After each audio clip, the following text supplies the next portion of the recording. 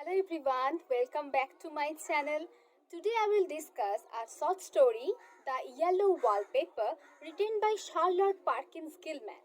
It is a feminist text and it is prescribed in many university syllabus, so I think this video will be helpful for you.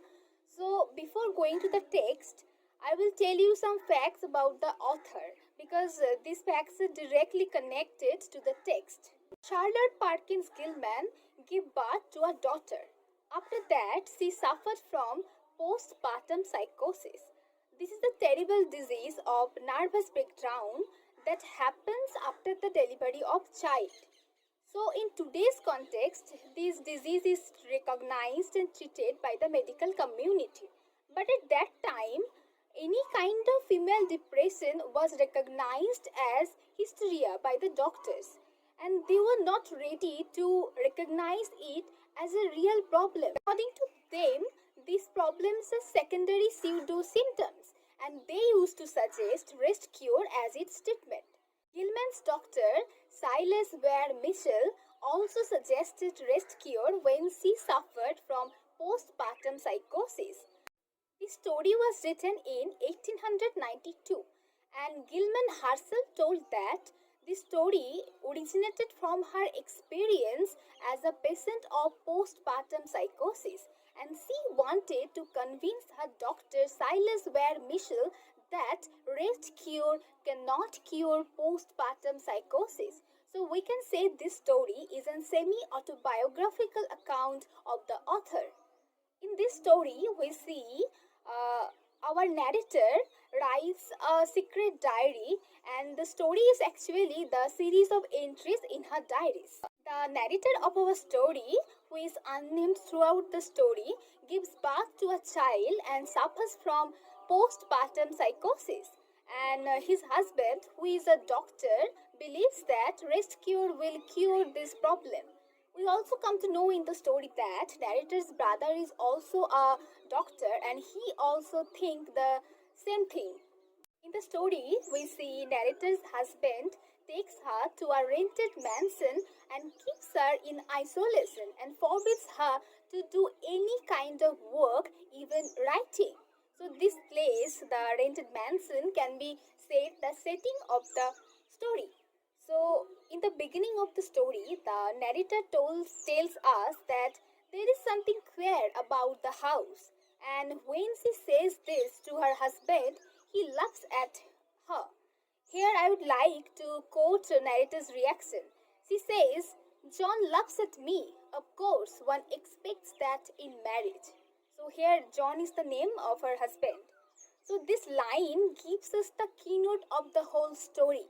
Here, marriage is not a union between two people who respects each other. Marriage is something where the husband can laugh at the fancies and imaginations of her wife. This is really ridiculous, and this is not only happening at that time, in today's society, this is still happening. From the beginning, we see John passes judgment at everything of her wife says, and he laughs at everything his wife says. So when her wife tells to change their bedroom because of the disgusting wallpaper, he readily dismisses the proposal because he prefers the present room more. Even when her wife says to at least change the wallpaper, he says that if he changes the wallpaper, the narrator will start complaining about the floor, about the curtain, about the bed. So he will not change it. He tells her to adjust with every circumstances as a part of a treatment. John, as a physician, thinks that postpartum psychosis is not a real problem and can be cured through complete rest, and that's enough for him. He doesn't care what her wife feels and what she wants to say, where his wife thinks that engagement in work will help her to overcome the situation, but who cares about her feelings? So she secretly starts writing diary, and as a part of that, she tells us about the house, about the rooms, and the yellow wallpaper. We eventually come to know that the narrator is not even allowed to go to her child, and that makes her more nervous. Eventually, the narrator starts to observe the wallpaper more and more, and she begins to perceive a strange sub pattern behind the main design of the wallpaper.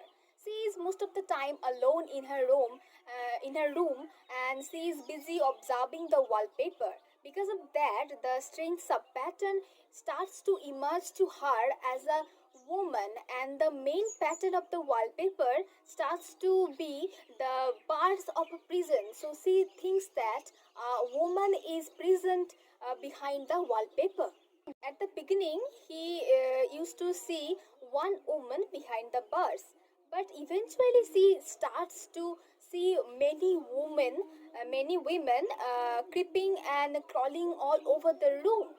Before the last day of their departure from their rented mansion, John stays overnight in town, and the narrator wants to sleep alone in that room because she wants to free the women behind the bars. So she locks out Jenny and tries desperately to peel off the yellow wallpaper, because to her the wallpaper is the bars of the prison.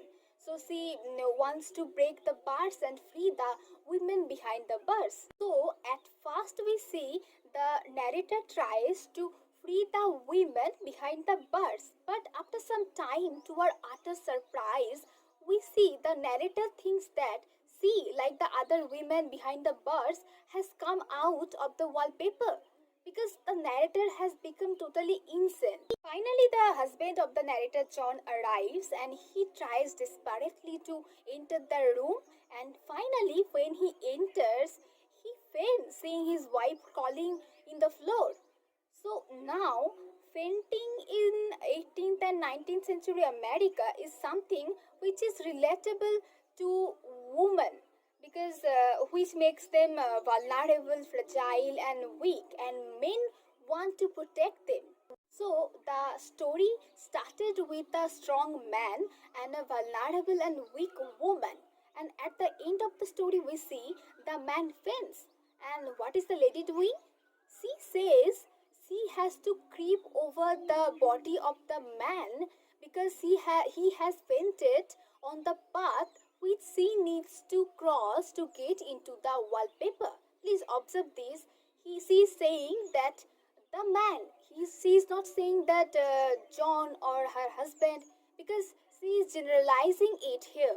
Because every time a woman wants to be free from the societal rules, she has to confront a man, or we can say she has to creep over the body of a man. So this is a symbol.